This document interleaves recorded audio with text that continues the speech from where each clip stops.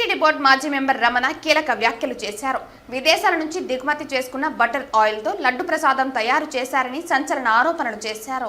తిరుమలలో మాజీ ఈవో ధర్మారెడ్డి వచ్చాకే నెయ్యి గోల్మాల్ జరిగిందని దుయ్యబట్టారు.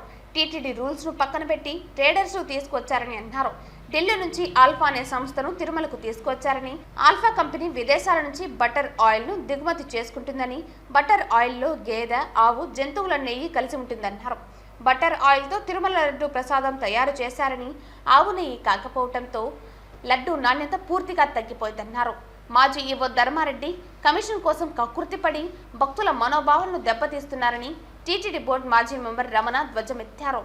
మరోవైపు తిరుమల లడ్డూకు నెయ్యి సరఫరా చేసే సరఫరాదారుల్లో ఒకరు కల్తీ నెయ్యిని సరఫరా చేస్తున్నట్లు టీటీడీ ఈ ఏడాది జూలైలో అధికారికంగా వెల్లడించిన సంగతి తెలిసిందే. ఒక కంపెనీని సైతం బ్లాక్ లిస్ట్ లో పెట్టామని కూడా పేర్కొంది.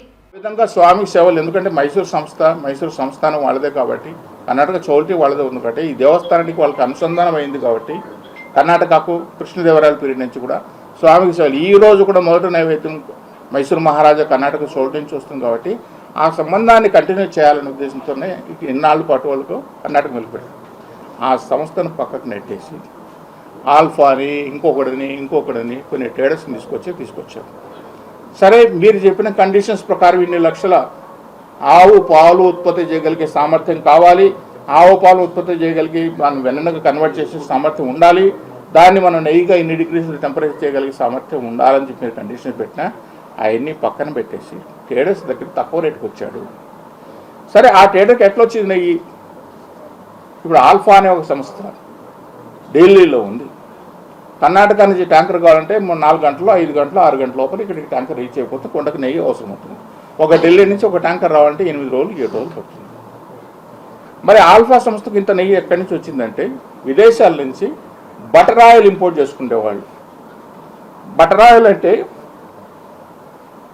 నెయ్యి కంటే ముందు తయారు చేసే ముందు మనం ఇంతకుముందు మీకు చెప్పినట్లు వెన్న, ఆ వెన్న 2 రకాలుగా వెన్న, గేదె నెయ్యి ఉంటుంది, ఆవు నెయ్యి ఉంటుంది, జంతువుల నెయ్యి ఉంటుంది, రకరకాల నూనెలన్నీ ఉంటాయి.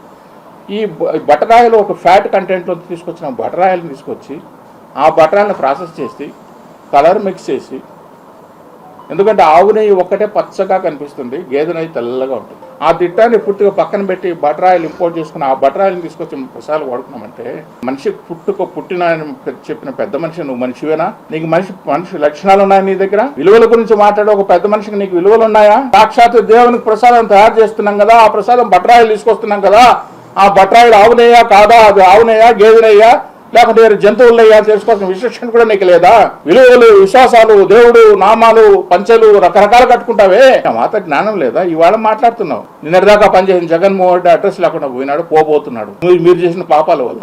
మనిషి ఏం మాట్లాడుతున్నావు అని చెప్పిన మనిషి విలువల గురించి మాట్లాడుతున్నా పెద్ద మనిషి, పుట్టుకల గురించి మాట్లాడుతున్నాం ఇంకో పెద్ద మనిషి. 2008 తర్వాత కామన్ మ్యాన్కి వచ్చిన తర్వాత ఒక పడుకోవడానికి వచ్చిన డార్మెటిక్ కట్టిన సందర్భం కూడా ఇవాళ కూడా 2008 నుంచి 2024 వరకు కూడా ఒక్క డార్మెంటరీ, ఒక్క రూమ్ కామన్ పిలిగ్రామ్ కట్టిన సందర్భం ఒకటి ఉందా?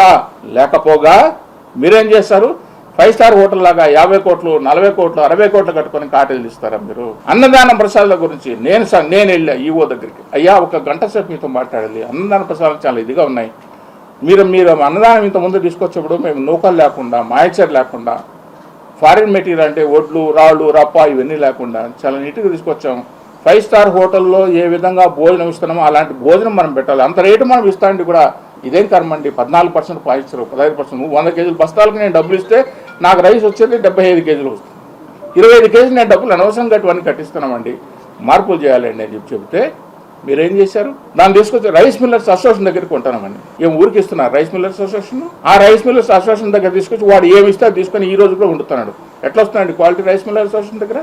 ఏ రైస్ మిల్లర్స్ గారు కొన్నాను మీకు చట్టం చెప్పిందా? యాక్ట్లో ఉందా? మంచి రైస్ తీసుకోండి, ట్యాబ్కి పంపించండి, నూకలు ఉండకూడదు, నూకలు లేని రైసు, తేమ లేని రైసు, ఫారిన్ మెటీరియల్ లేని రైసు కావాలని చెప్తే ఒక గంట కూర్చొని చెప్పొచ్చారు. చాలా ప్రక్షాళన తిరగాలండి. సీఎం గారు చెప్పారు తిరుమల నుంచి ప్రక్షాళన తిరుగుతుంటే ఒక ప్రక్షాళన తిరగలేదు.